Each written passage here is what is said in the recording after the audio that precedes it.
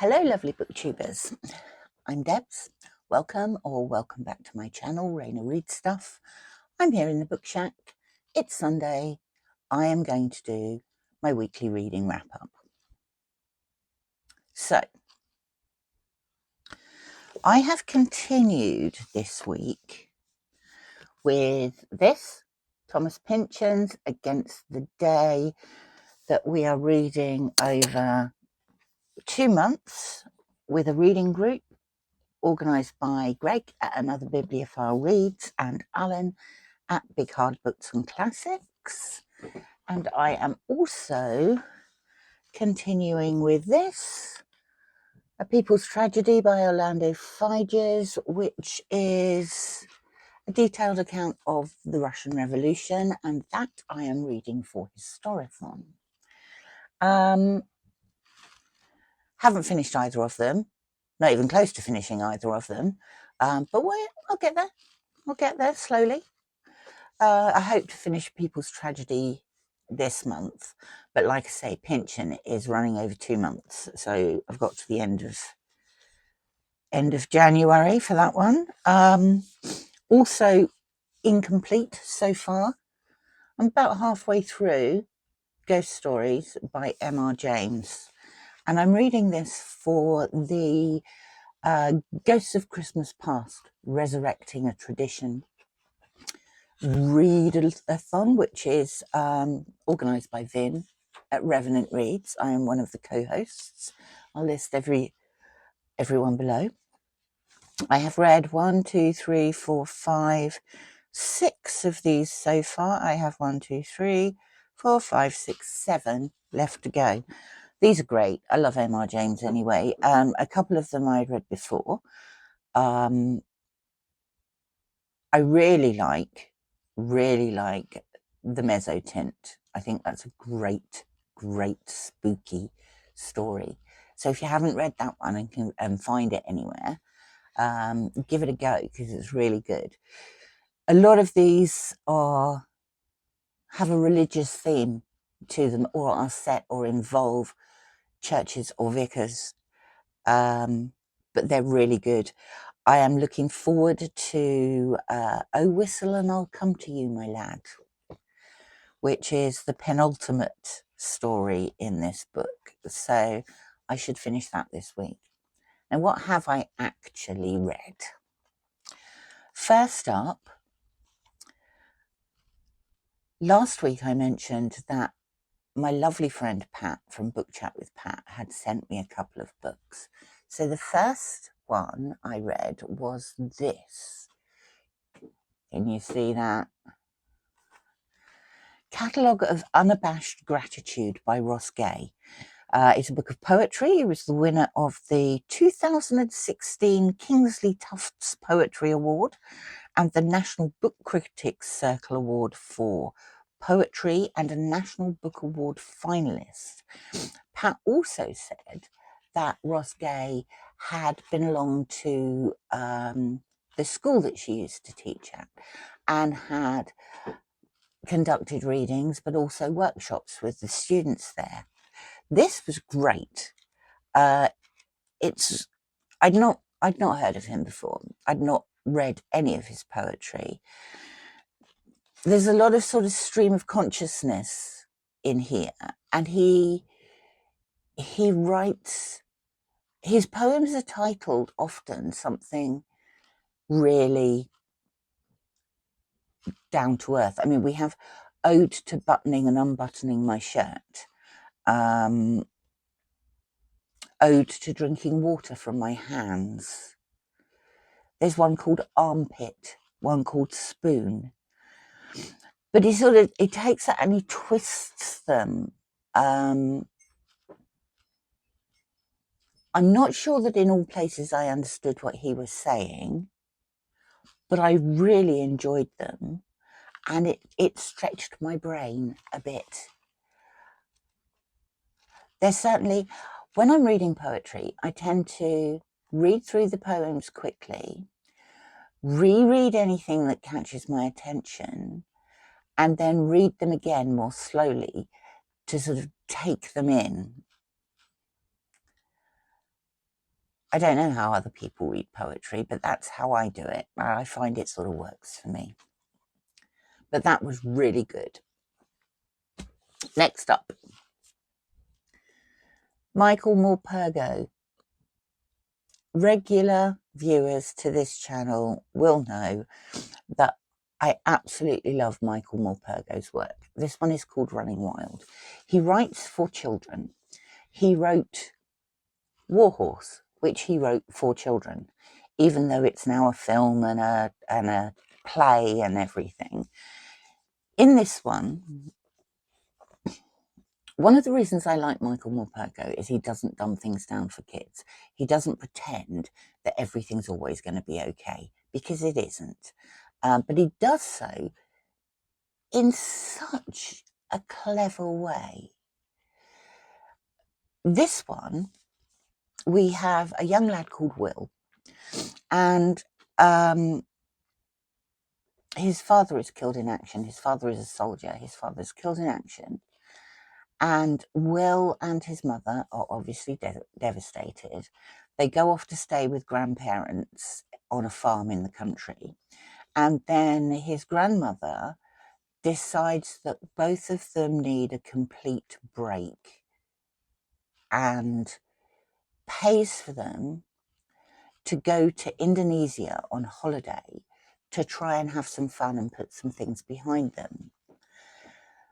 Will is riding an elephant along a beach, and the elephant suddenly breaks for the hills, taking Will with it. And looking behind him, Will can see a tsunami coming in. He knows his mother's swimming. He's presuming she is killed. This elephant won't stop.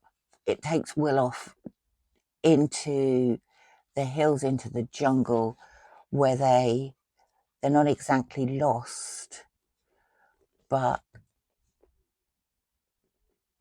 Will certainly doesn't know where they are. Anyway, they end up staying in the jungle for a long time. They come across orangutans, they come across tigers and other wildlife. And it starts off as a novel about grief, but turns into a novel about looking after the planet. It's very clever. I hadn't read this one before, and I really enjoyed it. Then, back to our ghost stories, I thought I'd read something more modern, so I picked up a Susan Hill. This one's called The Mist in the Mirror. Susan Hill wrote The Woman in Black, which I read ages and ages ago. In fact, I could even reread that for this. She's also written another one that I read more recently. I think it's called The Small Hand. This, The Mist in the Mirror, this is a great story. Our narrator gets into conversation with a guy called Sir James Monmouth in their club, and Monmouth wants to tell him something, but he's not quite sure how to. Anyway, when the narrator leaves the club, Monmouth races after him, thrusts into his hand a package and asks him to read it. It's about Monmouth's life. These documents tell the story of how James Monmouth was sent as a child from England to Africa under a guardianship, and spent time in Africa and then in India with his guardian, became obsessed with an explorer called Conrad Vane. And after his guardian died, he follows the travels of Conrad Vane. And then after many years, he returns back to England. And he wants to research Conrad Vane some more. But everywhere he goes that has a connection to Conrad Vane, he's warned against any further research. Why is that? Oh, you'll have to read it to find out. But it's a good ghost story. It's a really good ghost story. Then I picked up the second of the books that the lovely Pat had sent me. A Piece of Wild Things by Wendell Berry. This was beautiful. I'd never read any Wendell Berry either, but the poems in here, they just really spoke to me. They're mainly about nature and farming, but they're so lovely. They're so eloquent. I really, really enjoyed all these. Now, I'll find some dates in here because this is a compendium of some of his works. And we start with some poems from The Broken Ground in 1964 and go all the way to A Small Porch, Sabbath Poems from 2014. I absolutely loved these and will certainly be seeking out some more Wendell Berry. So Pat, thank you so much. Both of these books were beautiful. I'm very grateful. Finally, on what I have read this week, I finished this. Tales from Nowhere. This is a compendium put together by Lonely Planet and edited by Don George, and it features a number of stories about traveling to ridiculous places. I was quite glad to finish this book because it was quite difficult to read. Look, it's falling apart, and I'm going to have to make an effort to repair it, I think. It had been very badly done with sellotape, which I always found annoying. But I think I might take it apart and put it back together again. The stories in here are from all over the world. From America, Africa, Asia, all over the place, everywhere. And some of them were quite amusing.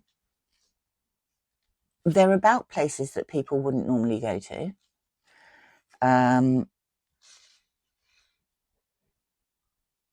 And they're just fascinating. I'm trying to find the one that I really, really enjoyed. Was it that? I think it's, The Worst Country in the World, it's called. And this was written by Simon Winchester. And Simon Winchester is, you've probably come across him, he's a writer. He's an author and a journalist. But he was sitting in a pub with some friends, and they were discussing the worst place in the world to go on holiday. And they ummed and ahed all afternoon. There were certain criteria. It had to be politically unstable, economically unstable, have no real tourist attractions for anyone to be interested in seeing. The food had to be rubbish and the people had to be unfriendly. That's what they decided were their main criteria. Anyway, after an afternoon discussing this in the pub, they came up with Equatorial Guinea. What it doesn't say in here is when this was.